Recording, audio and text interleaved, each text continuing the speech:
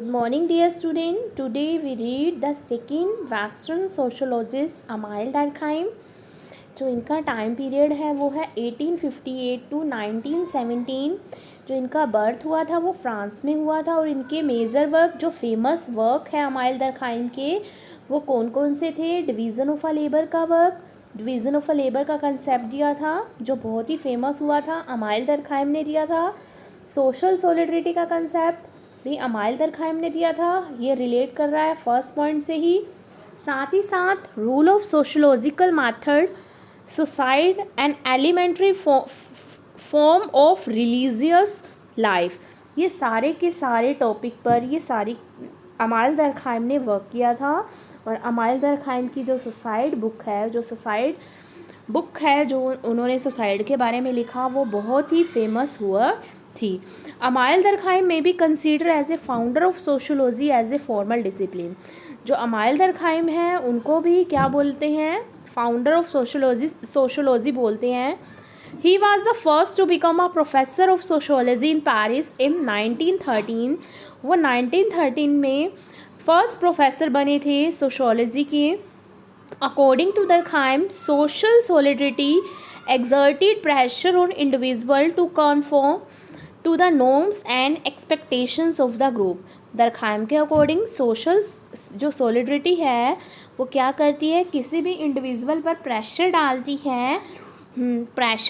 है कि वो ग्रुप के जो नॉर्म्स हैं, एक्सपेक्टेशंस हैं उनको फुलफ़िल करे। सॉलिडरिटी का मतलब होता है मिलजुल कर काम करना।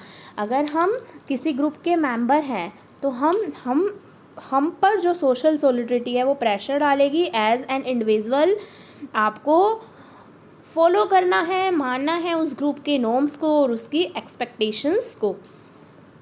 दरखाइम विज़न ऑफ सोशोलॉजी, दरखाइम का विज़न सोशोलॉजी के regarding. Durkheim vision of sociology as a new scientific discipline characterise by two defining feature.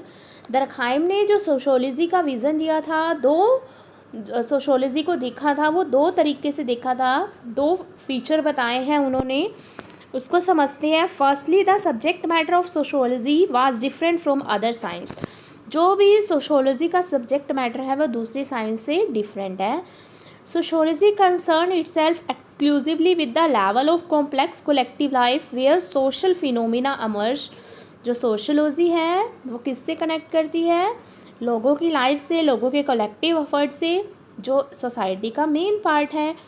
For example, social institutions like religion और द फैमिली और सोशल वैल्यू लाइक फ्रेंडशिप और अ patriotism, ये बता रखे हैं कि जहाँ पर हमें कलेक्टिव हम एफर्ट्स करते हैं, जैसे धर्म है, धर्म में हम सभी मिलजुल कर उसके रिचुअल को फॉलो करते हैं। साथ ही साथ जो हमारी फैमिली है उसमें कस्टम नॉर्म सभी मिलकर फॉलो करते हैं। और जो भी देशभक्ति की भावना होती है या फ्रेंडशिप है वो सारे के सारे कोलेक्टिव एफर्ट से ही फुलफ़िल होती है, अदरवाइज़ नहीं होती। तो ये बता रखे हैं दरखाइम ने सोशोलॉजी का जो भी विज़न देखा, जो भी व्यू दिया, उसमें फर्स्ट पॉइंट क्या है कि जो सोशोलॉजी का सब्जेक्ट मैटर है वो दूसरे साइंस से डिफरेंट है। Second, like the natural science, sociology was an empirical discipline. दूसरी साइंस की तरह ही जो सोशोलॉजी है वो एम्पिरिकल, मतलब उसमें बहुत ज़्यादा डीप स्टडी की जाती है। Sociology A discipline that deal with abstract entities like social fact could nevertheless be a science founded on observable empirical verify evidence। As a discipline, जैसे जो साइंस होती है उसके भी जो फैक्ट है वो वेरीफाई किए जाते हैं। तो सोशोलॉजी में भी हम साइंटिफिक वे से स्टडी करते हैं, ठीक है। फैक्ट के अकॉर्डिंग स्टडी होती है, जो हैपनिंग हो रही है सोसाइटी में किस ढंग से हो रही है उनको ऑब्जर्व किया जाता है। The most famous example of the use of new kind of empirical data is the study of suicide. Amyl दरखाइम ने सुसाइड नाम की बुक की स्टडी की थी, मतलब फाउंडेड की थी, वो बुक लिखी थी। तो उन्होंने कैसे किया था, स्टडी की थी किसी सोसाइटी की साइंटिफिक वे से, मतलब फैक्ट वगैरह को फाइंड आउट किया था, फिर एट लास्ट उन फैक्ट के अकॉर्डिंग कंक्लूजन निकाला था। तो एमाइल दरखाइम ने सोशोलॉजी का विज़न दो डेफिनेशंस के अकॉर्डिंग, दो फीचर्स के अकॉर्डिंग किया है। पहले तो ये बताया है अकॉर्डिंग टू एमाइल दरखाइम जो सोशोलॉजी का सब्जेक्ट मैटर है वो डिफरेंट है, और जो सोशोलॉजी है वो नेचुरल साइंस की तरह है। इसमें भी हम एम्पिरिकल स्टडी करते हैं, गहन स्टडी करते हैं, होल कंप्लीट स्टडी करते हैं। Social fact could be observed by social behavior and specially aggregate pattern of social behavior। जो सोशल फैक्ट है, जो सामाजिक तथ्य हैं, वो कैसे ऑब्जर्व किए जाते हैं? बिहेवियर से, लोगों के बिहेवियर से सोशल फैक्ट है वो क्या किए जाते हैं? देखे जाते हैं। Social fact are collective representations which emerge from the association of people. जो सोशल फैक्ट है वो कोलेक्टिव रिप्रेजेंटेशंस है, मिलजुल कर लोगों के द्वारा किए गए प्रयास हैं, लोगों के समूह के द्वारा किए गए प्रयास हैं। They are not particular to a person but a general nature independent of individual. जो सोशल फैक्ट हैं किसी एक इंडिविजुअल पे डिपेंड नहीं करते बल्कि बहुत सारे ग्रुप पे डिपेंड करते हैं। एट्रीब्यूट्स लाइक बिलीफ, फीलिंग और कलेक्टिव प्रैक्टिस आर एग्जाम्पल। जो हम बिलीव करते हैं एक बात पे नहीं, जो भी बिलीव्स हैं हमारे, जो भी फीलिंग्स हैं, जो भी हमारी प्रैक्टिसेस हैं, ये सारी की सारी किस में आती हैं? सोशल फैक्ट के बारे में, सोशल फैक्ट में आती है। सोशल फैक्ट होता है सामाजिक तथ्य है जो समाज के सभी लोग मेक करते हैं, मिलजुल कर बनाते हैं। नेक्स्ट है, अमाइल दरखाइम ने डिवीज़न ऑफ अ लेबर का कंसेप्ट दिया था। ये मोस्ट इम्पोर्टेंट कंसेप्ट है। डिवीज़न ऑफ अ लेबर ने, जैसे नाम से ही पता चल रहा है, लेबर को डिवाइड करना, लेबर को उनकी कैपेबिलिटीज़ के अकॉर्डिंग, उनकी मतलब कैपेसिटी के अकॉर्डिंग, उनकी नॉलेज के अकॉर्डिंग उनको वर्क डिवाइड करना, बांटना। Division of a labour is a specialisation of a work task. Means कि स्पेशलाइजेशन वर्क देना by mean of which occupations are combined within a production system. अलग अलग जो जिस फील्ड में स्पेशलाइज्ड है उसको उसी के अकॉर्डिंग ही वर्क देना, उसको हम बोलते हैं division of a labour. Classification of society, amyl दरखाइम ने सोसाइटी को 2 पार्ट्स में क्लासिफाइड किया है। फर्स्ट है मैकेनिकल सॉलिडिटी के according modern society was based on the organic solidity. 2 भागों में बांटा है सोसाइटी को, एक है प्रिमिटिव सोसाइटी और दूसरा है मॉडर्न सोसाइटी। जो प्रिमिटिव सोसाइटी है वो मैकेनिकल सॉलिडिटी के अकॉर्डिंग ऑर्गेनाइज होएगी और जो मॉडर्न सोसाइटी है वो ऑर्गेनिक सॉलिडिटी के अकॉर्डिंग ऑर्गेनाइज होएगी। प्रिमिटिव सोसाइटी का फीचर है मैकेनिकल सॉलिडिटी और मॉडर्न सोसाइटी का फीचर है ऑर्गेनिक सॉलिडिटी। ठीक है, अब हम पढ़ते हैं मैकेनिक सॉलिडिटी क्या है और ऑर्गेनिक सॉलिडिटी क्या है। मैकेनिक सॉलिडिटी, मैकेनिकल सॉलिडिटी क्या है? Traditional culture. इसमें हम क्या करते हैं? ट्रेडिशनल कल्चर को हम फॉलो करते हैं। जो भी ट्रेडिशन कल्चर होता है उसको फॉलो करते हैं। और मैकेनिकल सॉलिडिटी में जो डिवीज़न ऑफ अ लेबर है वो क्या होता है? बहुत ही कम होता है।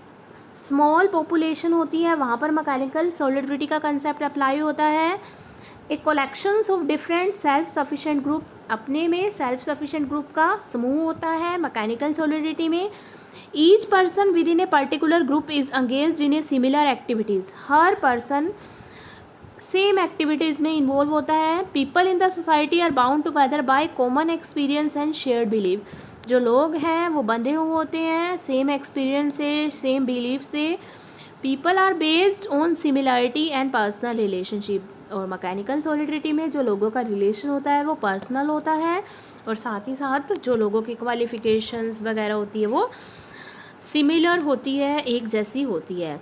यहाँ हमने पढ़ा मैकेनिकल सॉलिडिटी क्या होती है। इन शॉर्ट हम ये कह सकते हैं मैकेनिकल सॉलिडिटी प्रिमिटिव सोसाइटी में एग्जिस्ट करती थी जहाँ पर डिवीज़न ऑफ लेबर कम होता था। पुराने कल्चर को फॉलो करते थे जहाँ की पॉपुलेशन कम होती थी। सभी की सिमिलरिटी, सभी लोगों की सिमिलरिटी सेम होती थी, सेम एक्सपीरियंस होता था, सेम बिलीफ होता था, सेम टाइम की एक्टिविटी करते थे और अपने अपने सेल्फ सफिशेंट होते थे। ये है मैकेनिक सॉलिडिटी। आगे हम पढ़ते हैं ऑर्गेनिक। मैकेनिक की such society are not very tolerant of difference and any violations of the norm of the community attract harsh punishment। कि कोई भी अगर नॉर्म्स को वायलेट कर देता था तो उसको क्या बहुत ही ज़्यादा सज़ा मिलती थी। Individual and the community were so tightly integrated that it was feared that any violations code of conduct could result in a disintegration of a community। कि यहाँ बता रखा है कि अगर कोई भी code of conduct norms rule regulation को तोड़ देता था, वायलेट कर देता था तो उसको बहुत ही स्ट्रॉन्ग, बहुत ही हार्श पनिशमेंट दी जाती थी। यहाँ ऑर्गेनिक सॉलिडरिटी की बात की रखी है। ऑर्गेनिक सॉलिडरिटी एग्जिस्ट करती है मॉडर्न सोसाइटी में। मॉडर्न सोसाइटी में एग्जिस्ट करती है तो कल्चर भी वहाँ का मॉडर्न होगा। It is a based on heterogeneity of its member. Homogeneous होता है, सेम वैल्यू वाले, सेम बिलीफ वाले लोग, सेम गुणों वाले लोग, और जो हेट्रोजेनिटी होती है वो डिफरेंट डिफरेंट एज वाले, डिफरेंट डिफरेंट वैल्यूज़ वाले, डिफरेंट डिफरेंट बातों में बिलीव करने वाले लोग, ये सब होते हैं। तो ऑर्गेनिक सॉलिडरिटी के जो भी मेंबर थे वो होमोजीनियस इन नेचर नहीं थे बल्कि हेट्रोजीनियस इन नेचर थे। ऑर्गेनिक सोसाइटी में जो डिवीज़न ऑफ लेबर है वो बहुत हाई था कि जो भी हम मॉडर्न इंडस्ट्रीज़ में काम करते थे उनकी पहले क्वालिफ़िकेशंस वगैरह देखी जाती थी और उसी के अकॉर्डिंग ही उनको वर्क, स्पेशलाइज वर्क असाइन किया जाता था। It is founded in society with in large population. जो ऑर्गेनिक सॉलिडरिटी है वो कहाँ फाउंड की जाती है? जहाँ पर पॉपुलेशन बहुत ज़्यादा है। Where most social relationship necessarily have to be impersonal. Organic solidarity में, मॉडर्न ऑर्गेनाइजेशन में जो रिलेशनशिप है लोगों के वो क्या है? इम्पर्सनल। पर्सनल रिलेशनशिप नहीं है बल्कि इम्पर्सनल है। लोग एक दूसरे की फीलिंग्स वगैरह की केयर नहीं करते। Such a society is based on institution. अलग अलग संस्थाओं पे ये सोसाइटी डिपेंड करती है। Each of the constituent group और unit is not self sufficient but dependent on other unit and group for their survival. Organic solidarity में जो ग्रुप है वो सेल्फ सफिशेंट नहीं होते बल्कि एक दूसरे पे डिपेंड होते हैं अपने अपने सर्वाइवल के लिए। Interdependence is the essence of organic solidarity. इसमें हम जो भी एक ग्रुप है, जो भी एक ऑर्गेनाइजेशन है, जो भी एक इंस्टीट्यूशन है वो दूसरों पर डिपेंड करता है। क्लियर? तो ये डिवीज़न ऑफ अ लेबर का कंसेप्ट पढ़ा। एग्ज़ाम में इस टाइप से भी क्वेश्चन आ सकता है। Right the difference between mechanical and organic solidarity. जो हमने समझ लिया, मैकेनिकल एग्जिस्ट करती है प्री इंडस्ट्रियल सोसाइटी में और ऑर्गेनिक एग्जिस्ट करती है इंडस्ट्रियल सोसाइटी में। अगर एग्ज़ाम में क्वेश्चन आए डिवीज़न ऑफ अ लेबर का कंसेप्ट तो हम दोनों ही सॉलिडरिटी की एक्सप्लेन करेंगे, मैकेनिकल को भी और ऑर्गेनिक को भी। और डिवीज़न ऑफ अ लेबर का कंसेप्ट एमाइल दरखाइम ने दिया था। इसके साथ साथ एमाइल दरखाइम ने सोशियोलॉजी के 2 फीचर्स को एक्सप्लेन किया था और यहाँ हमने पढ़ा है एमाइल दरखाइम के मेजर वर्क। क्लियर?